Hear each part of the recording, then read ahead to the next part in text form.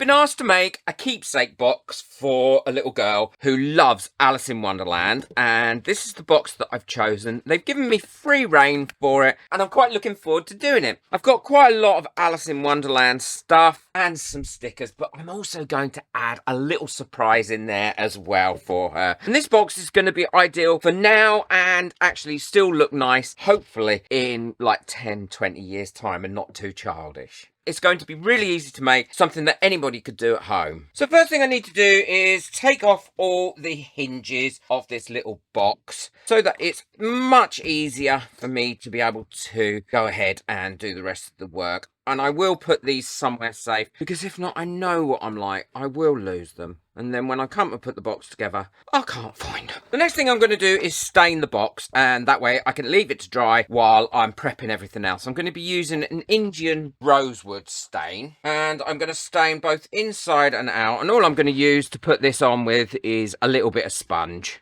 Rub it over. It really does bring out that grain lovely. It transforms this box into being a whole new level of box, to be honest. It makes it look much nicer. It won't take too long to dry. I'll do both the sides and also the inside as well. While that's drying, what I've got is another little tiny box, and I'm going to put something in there as a little gift. But this one's going to be contrasting. I will need to take the hinges and that off this as well. And once again, put these somewhere safe so I don't lose them. Because I know what I'm like. They're like, it'd be all over the floor, put in the bin, and then when I need them, they're not there. So I put them in there. Ziploc bag, honestly, is the best bit of advice I could give you. And then I'm putting this in my little caddy there, which is nice and safe. And this little box, I'm going to paint white, which is going to be a lovely little contrast to what is already there. It will need a couple of coats, I think. Then I will varnish it, and I'll show you what I'm going to put inside it and on the outside of this as well. And these paint lovely. They paint so easily. And this little box fits really well into the larger box. I think this is going to form part of Alice's birthday present, which is coming up soon. So this video, when it comes out, it will be after her birthday, because when I've made her things before, she absolutely loves watching the videos on how I make them as well. This is all lovely and dry now, and what I've got here is a picture that I'm going to put on the actual lid itself. Now I want to line this up so that I get all of the We're All Mad here, It's Always Time for Tea, and the 4 characters in it.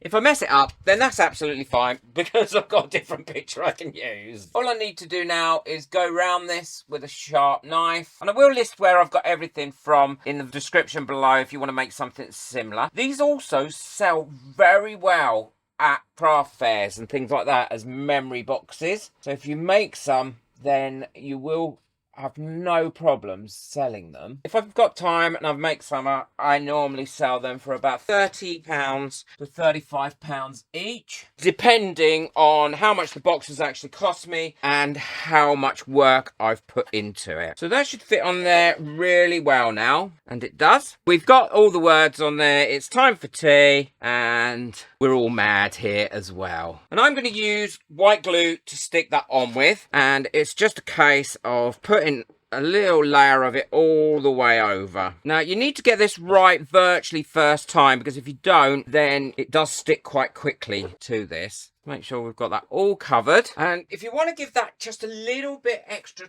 time so it doesn't sit straight away and stick, just spray a little mist of water over it, and then you'll definitely have a little bit more time to glue it down. As you can see, it's still moving around. I can still adjust it, and then that will glue on there. Perfect. And I want to have a nice connection everywhere. All I'm doing is running over that with my roller. And now we've got a great connection. Clean those edges up a little bit. And then we can put that to one side to dry. And this is my other little box that I'm doing as well. And that's dried lovely. Really nice and white. But what I want to do before I do anything else is I want to paint the inside red. So I'm going to mark off using some masking tape my white, so I don't get the red all the way on it, because I can never get a neat enough line if not. And that way I don't have to worry. And I'm going to use the Arteza Iridescent Fiery Red for this. I think it'll look nice inside. I let that dry and I'll give it all a second coat and then I can put that together. And I've got this little pack of stickers that I'm going to add one onto the top there, which says Alice in Wonderland. So that's on there like that.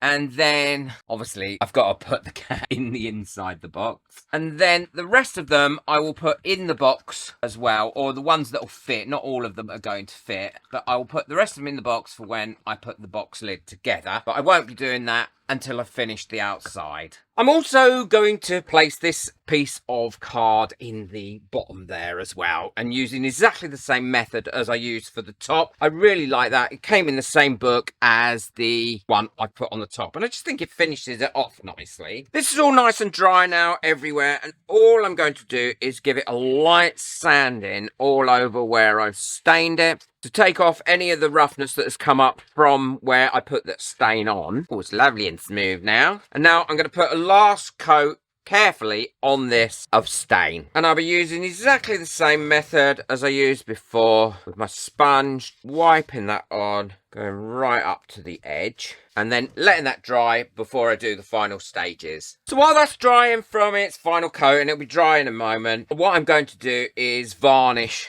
the smaller box, and all I'm using is a water-based acrylic varnish, and I'm using a gloss varnish because I think that will make it just really shine. I'm going all the way around, and I shall also do the inside as well, and I'll varnish over the stickers that I've put on because that will make them much more permanent and prevent them from coming off. I'll probably give it 2 coats and give it a light sanding in between each of these coats. And now the box is dry, I'm going to do exactly the same. What I've done is I've gone over the insert with stain to kind of age that a little bit, but I still want this one on the top to remain quite bright and cheery. And again, all I'm going to use is the varnish, going over it with fairly thickish layer actually on here, all the way over it. And this will protect the piece of paper that's on here for a long time. And again, I will give it 2 coats once it's dry. I won't sand this one down in between because I don't want to do anything to the paper. And I'll do the same with the box, going around that as well. I've put the hinges and the clasp back on the box. Now it's all lovely and dry and really has come out beautifully and glossy.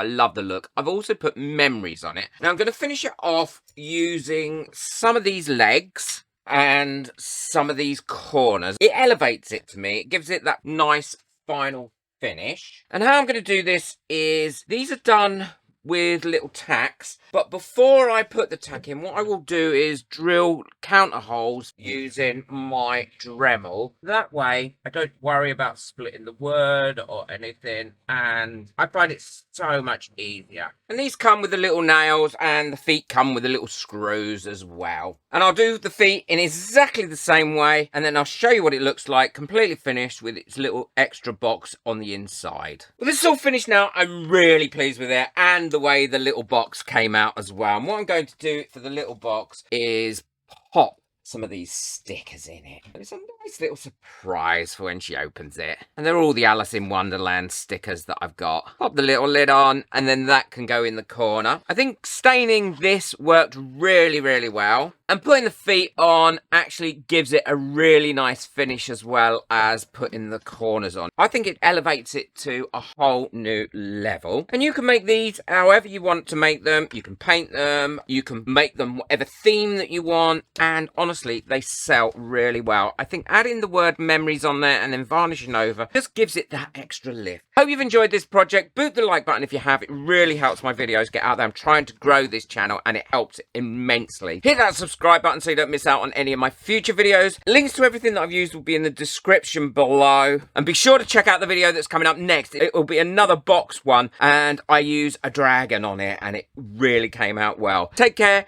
Enjoy your crafting. Bye.